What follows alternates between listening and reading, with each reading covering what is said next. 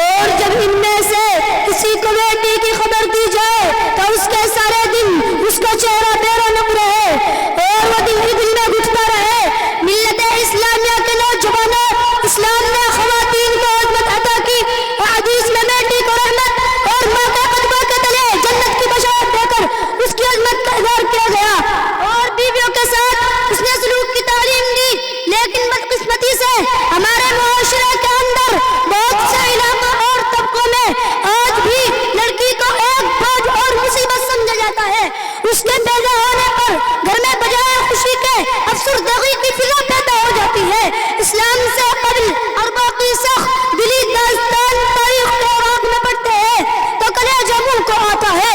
اس دور میں صنف نازک کے ساتھ کیا کیا سلوک کیا گیا، اس بیچاری کو باعث تصور کیا جاتا اور اس کے حق بھی نہیں سمجھا جاتا تھا۔ اسے زندہ رہنا کیجیے۔ بہت سے سخت دلی باپ خود اپنے ہاتھوں سے اپنے نامول بچوں کا گلا گھونٹ کر ان کا خاتمہ کر دیتے تھے یا انہیں زندہ زمین میں دفن کر دیتے تھے۔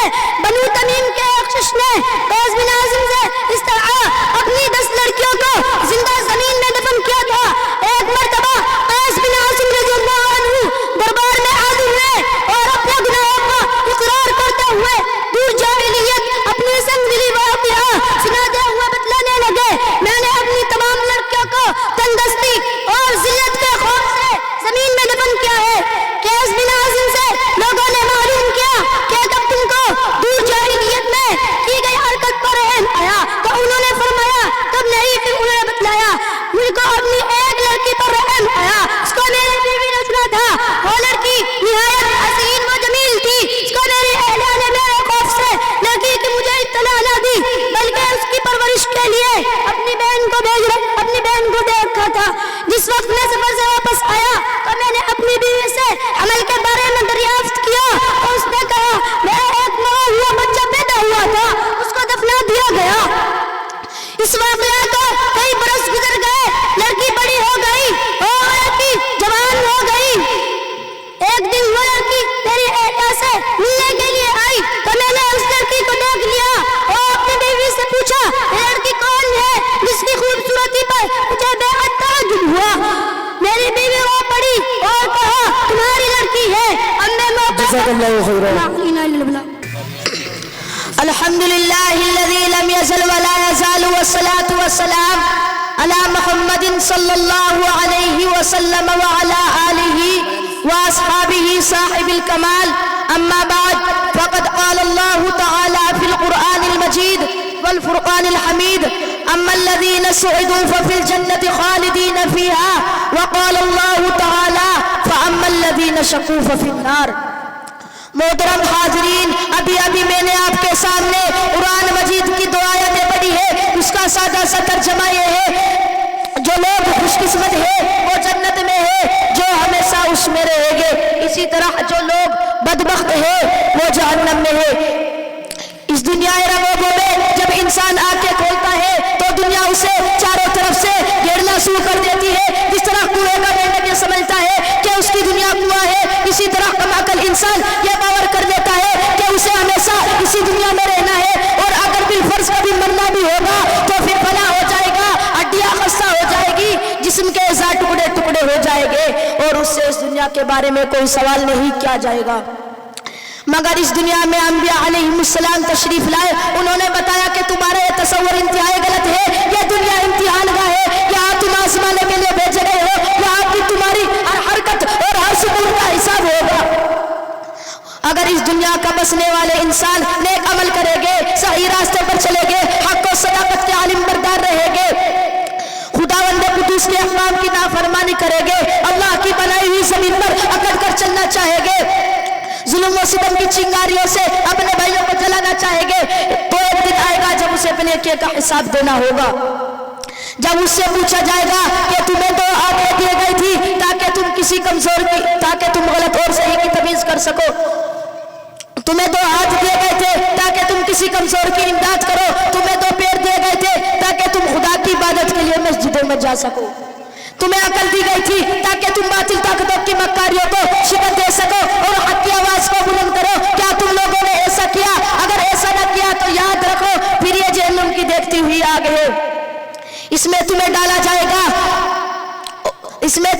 جائے گا، محترم دوستو، اس دنیا میں چند دن رہنا ہے، بادشاہ ہو یا فقیر، سرمایہ دار ہو یا مزدور، قوی ہو یا کمزور، عقل مند ہو یا بے وقوف، مرد ہو یا عورت، سب کو ایک دن یہ دنیا چھوڑنی ہے۔ یہاں کا سیم و زر، مال دولت، جائیداد و زمین، دکانوں کوٹھیاں، کوئی آپ کے ساتھ نہیں جائے گا۔ ہمیں یہ سب چھوڑ کر ایک ایسی جگہ جانا ہے جہاں ہمارے نیک عمل ہی کام دیں گے۔ چند پیسے جن کے ذریعے ہم نے کسی غریب کی مدد کی ہے، چند رکعت نماز جو ہم نے خلوصیت سے ادا کی ہے، چند میٹھی باتیں جو ہم نے کسی مجبور بے کس کو اطمینان دلانے کے لیے کی ہے، یہی چیزیں ہمارے کام آئے گی اور دنیا کا تمام ساز و سامان ہمارے لیے بیکار ہوگا۔ سچ کہا ہے کہ وَمَا عَلَيْنَا إِلَّا الْبَلَاغُ۔ تشریف لائے مصاحب نمبر 24۔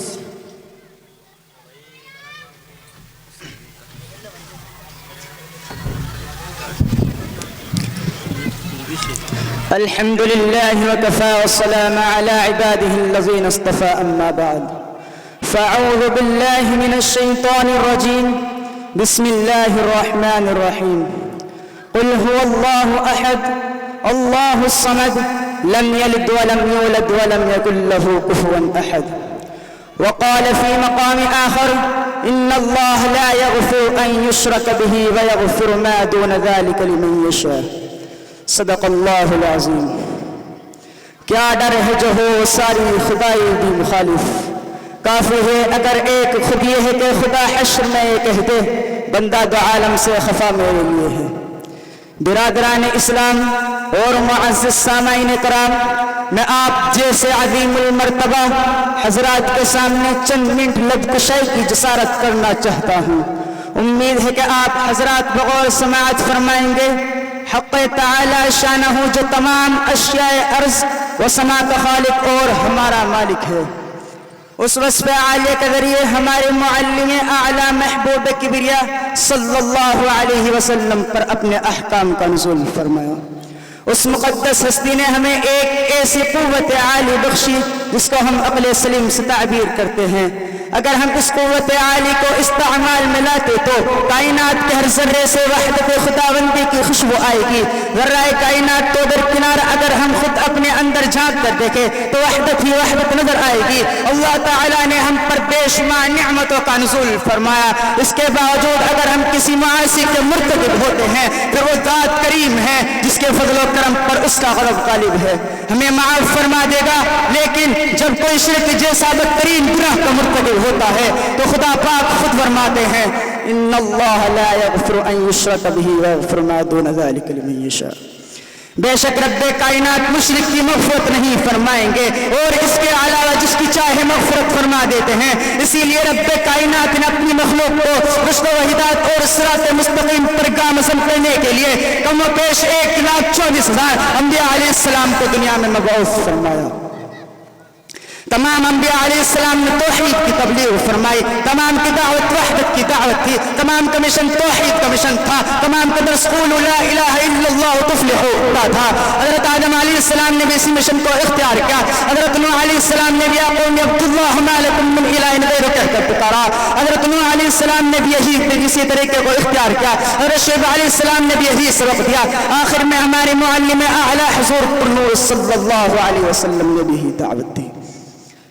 تمام صحابہ کرام رضوان اللہ علیہم اجمعین اور تابعین تابعین تمام ائمہ مجتہدین کا منشار اور مقصد ایک ہی تھا، وہ توحید کا بول بالا تھا۔